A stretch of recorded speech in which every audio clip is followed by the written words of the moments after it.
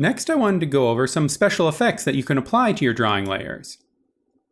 Effects can be applied either by clicking this plus sign down on the timeline and selecting Effects, or you can come up to the Insert menu along the top, and you'll find the effects there as well. First effect I want to show you is a basic transparency effect. Now when you add an effect, it's going to appear as a layer at the bottom of your stack.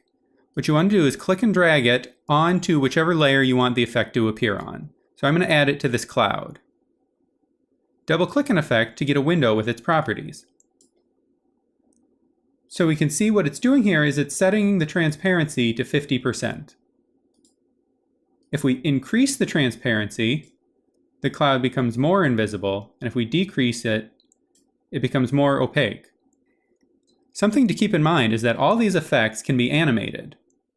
So if I set this, let's say we set it to 0 to start with, create some more frames further out. I'm going to use F5 to extend exposure. Then on my transparency layer, I'm going to add a keyframe. Then come out here, add another one. And then I'm going to click this plus sign on the transparency effect, and I get its properties down here on the timeline. So now I'm going to bump it up to 100. And we can see we get a fade out as the transparency increases over time.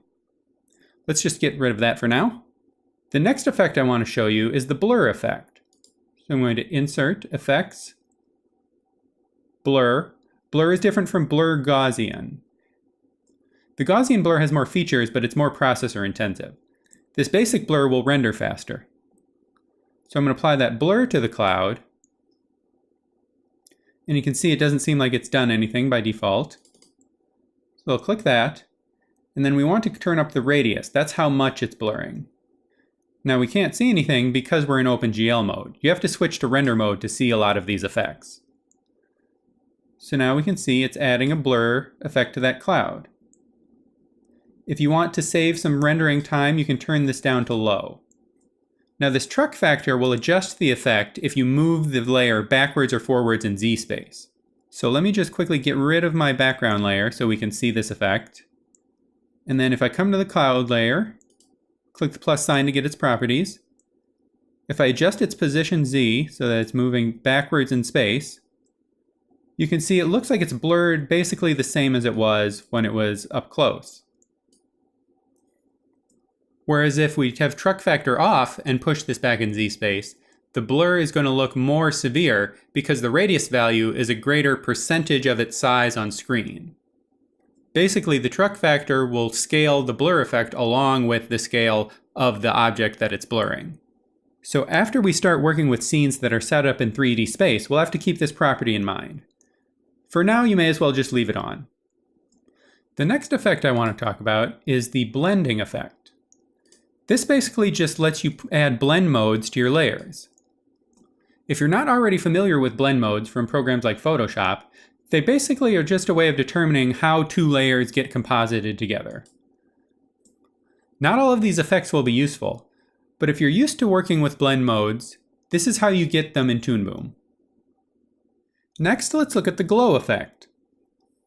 Coming up to Insert, Effects, Glow. Then I apply that glow to this sun layer. Now we can see it brightened it a little bit, but let's see what properties we have. So this first set of properties controls the blur. Let's turn up the radius on that. So there it's applying a blur to the edge of the shape.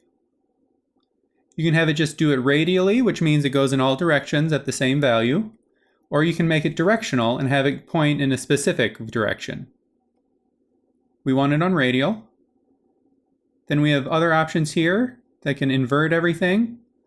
And here we can set it to just use the source color of the shape itself. Or if that's off, down here we can specify what color the glow is using these red, green, and blue values. So if I turn up the red, the glow gets more red. And then finally, the intensity just changes the strength of the effect. In this case, 1 is probably fine. And let's just use the source color.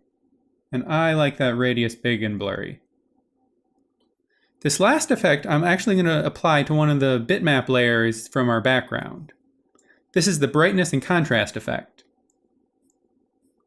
So I'm going to add that to our front layer of trees here.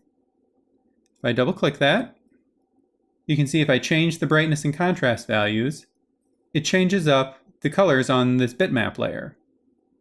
So if you need to adjust the brightness and contrast of something you've imported, or you want to animate brightness and contrast over time, this effect is for you. Now, applying these effects has been fairly straightforward. In the next video, we're going to look at some more advanced effects that I think you're going to find really exciting.